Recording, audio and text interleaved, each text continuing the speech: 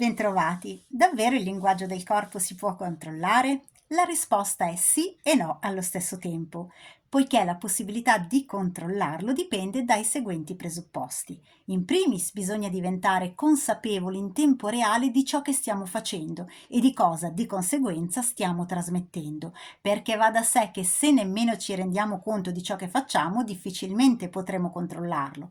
E in secondo luogo, molto dipende dal contesto in cui ci troviamo. Più il contesto ci crea tensione, ansia e agitazione, e meno saremo in grado di controllarci, anche se abbiamo raggiunto la consapevolezza di cui sopra. Questo perché la nostra attenzione sarà tutta impegnata a controllare la tensione e si sa che se tutte le risorse sono allocate nella gestione di un compito, c'è poca speranza di poterne svolgere anche un secondo. Inoltre, bisogna considerare che se la tensione è eccessiva, allora necessita di essere scaricata in qualche modo per poterla tollerare, e perciò c'è chi si mangerà le unghie, chi si torturerà le mani e via dicendo.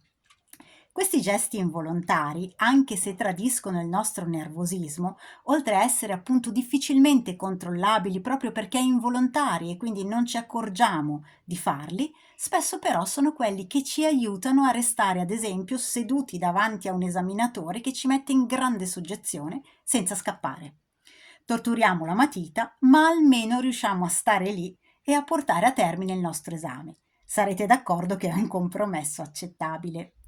C'è però tutta una parte del cosiddetto linguaggio del corpo che è fuori dal nostro controllo. La sudorazione, ad esempio, non la si può gestire a comando, così come l'arrossire o gli occhi che luccicano, che brillano. In sintesi, è vero che con l'esercizio possiamo diventare consapevoli del nostro linguaggio corporeo nel momento in cui lo stiamo usando, ma è molto difficile controllarlo mentre ci si trova in una situazione critica. Quindi sì, lo si può controllare in via teorica, ma nella pratica tutto dipende da quanto siamo tranquilli e padroni della situazione nella circostanza contingente. Vi aspetto alla prossima, un abbraccio!